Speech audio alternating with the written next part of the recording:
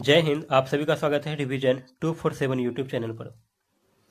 आज के इस वीडियो में सेट नंबर 40 को, जो कि 23 तारीख के सेकेंड शिफ्ट को इसमें कवर करने वाले हैं। ठीक है, इस वीडियो में इससे पहले 39 सेट्स हो चुका है, तो जो भी नहीं देखे होंगे तो ज़रूर से देख लें। विषाणु जनित रोग नहीं है तो तपेदिक। और एक बात कि यदि आपको ये आपके लिए लाभदायक हो ये वीडियो, तो वीडियो को लाइक ज़रूर करें। ठीक है, आप लोग देखते तो हैं लेकिन लाइक बहुत कम करते हैं, तो लाइक ज़रूर करें। और वीडियो में इम्प्रूवमेंट के लिए कमेंट भी कर सकते हैं। ठीक है, क्या करना है वो बता सकते हैं। कंप्यूटर के हार्डवेयर का एक भाग नहीं है तो माइक्रोसॉफ्ट ऑफिस। माइक्रोसॉफ्ट ऑफिस जो है कंप्यूटर का हार्डवेयर नहीं है। ठीक है, ऑटोमोबाइल वाहनों में लगे उस उपकरण को क्या कहा जाता है जो यात्रा के दौरान तय की गई दूरी को दर्शाता है? तो ओडोमीटर। ठीक है, वो ओडोमीटर जो है इस यंत्र के द्वारा जो है ऑटोमोबाइल वाहनों में जो है क्या करते हैं, यात्रा के दौरान तय की गई दूरी को मापते हैं। ठीक है, याद रखना है ओडोमीटर के द्वारा।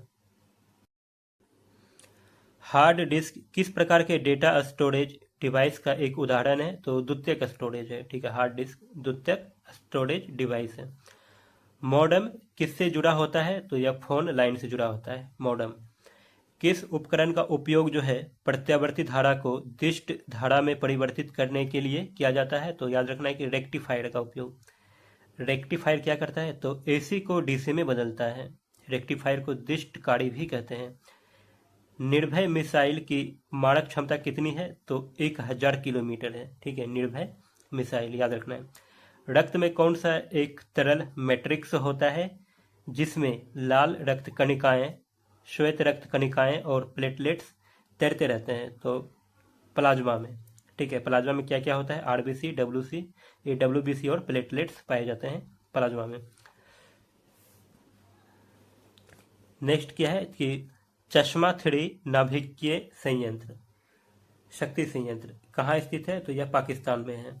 ठीक है, ठोस से गैसीय माध्यम में जाते समय ध्वनि की चाल क्या होती है? तो घट जाती है। जब ठोस से गैसीय माध्यम में जाते हैं तो ध्वनि की चाल वहां पर घटती है।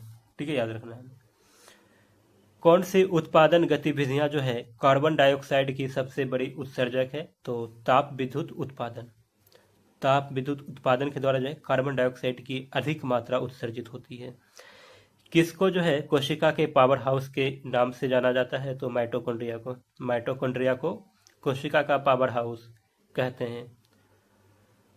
मुक्ति ये क्या है? भुक्ति। भुक्ति भोग विषय विधि और मंडल थे गुप्त काल में किए गए प्रशासनिक विभाजन। ठीक है, याद रखना है गुप्त काल में किए गए प्रशासनिक विभाजन का क्या क्या नाम था? तो एक भुक्ति था, भोग, विषय, विधि और मंडल। ठीक है, किस बहुउद्देशीय परियोजना परियोजना का निर्माण जो है नर्मदा नदी पर किया गया था? तो सरदार सरोवर परियोजना का निर्माण। सरदार सरोवर परियोजना कहाँ पर है? तो यह नर्मदा नदी पे है। ठीक है, यह बहुउद्देशीय परियोजना है जिसका, ठीक है, याद रखना है। भारतीय संघ की कार्यपालिका का संवैधानिक प्रमुख कौन होता है? तो याद रखना है कि राष्ट्रपति होता है। भारत हैवी इलेक्ट्रिकल्स लिमिटेड एक कंपनी है, किसके बारे में चर्चा हो रही है? तो भेल के बारे में एक कंपनी है। किस प्रकार की कंपनी है? तो यह याद रखना कि यह महारत्न कंपनी है। तो शायद कुल 10 से 11 होंगे, शायद याद नहीं है, तो सभी को जो है ना याद कर लेना है। ठीक है, भेल होगा, सेल होगा, ये सब होगा, तो इसे याद करना है। ठीक है, स्पीडी करंट अफेयर्स जो आता है उसमें मिल जाएगा महारत्न कंपनी के नाम कौन कौन से है। ठीक है, और इसे जो प्रश्न पूछा जाता है कभी कभी पूछ लेगा इनमें से कौन सा नहीं है। ठीक है, ऐसे करके कुछ पूछता है। इसमें भी वैसे ही कुछ पूछा गया होगा। ठीक है, ऑनलाइनर है इसलिए इसमें सिर्फ ये दिया गया है कि कौन सा है। ठीक, तो इसे याद रखना है। 1 जनवरी 2021 के मुताबिक भारत को यूएन सुरक्षा परिषद के लिए अस्थायी सदस्य के तौर पर कितने बार चुना जा चुका है? तो 8 बार चुना जा चुका है। 1857 के विद्रोह, जिसे भारत के प्रथम स्वतंत्रता संग्राम के रूप में भी जाना जाता है, के बाद भारत के अंतिम मुगल सम्राट बहादुर शाह जफर को निर्वासित करके कहाँ भेज दिया गया था? तो बर्मा में भेज दिया गया था। किसे? मुगल सम्राट जो था, अंतिम मुगल सम्राट। ठीक है, भारत के अंतिम मुगल सम्राट कौन था?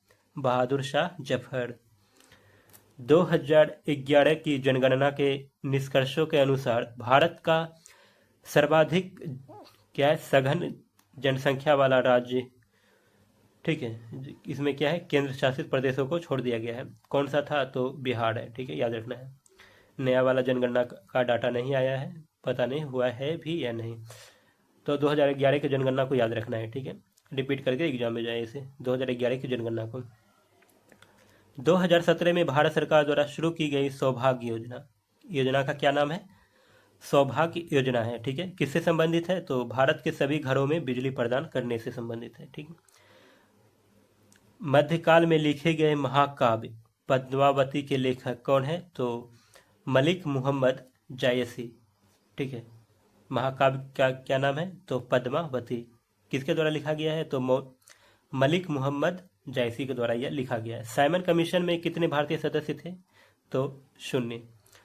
उस व्यक्ति का नाम बताइए जिसने 1917 में महात्मा गांधी को चंपारण लाने में अहम भूमिका निभाई थी। तो राजकुमार शुक्ल, ठीक है, राजकुमार शुक्ल के द्वारा ही, इसके ही विनती करने पर जो है महात्मा गांधी आए थे 1917 में, ठीक है, भारत, ये चंपारण आंदोलन में, ठीक, शामिल हुए थे।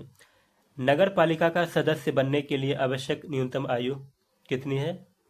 तो 21 वर्ष निर्धारित की गई है। तो भारत के संविधान 243 के 5 उपखंड में जो है इसे निर्धारित किया गया है, ठीक है, अनुच्छेद में।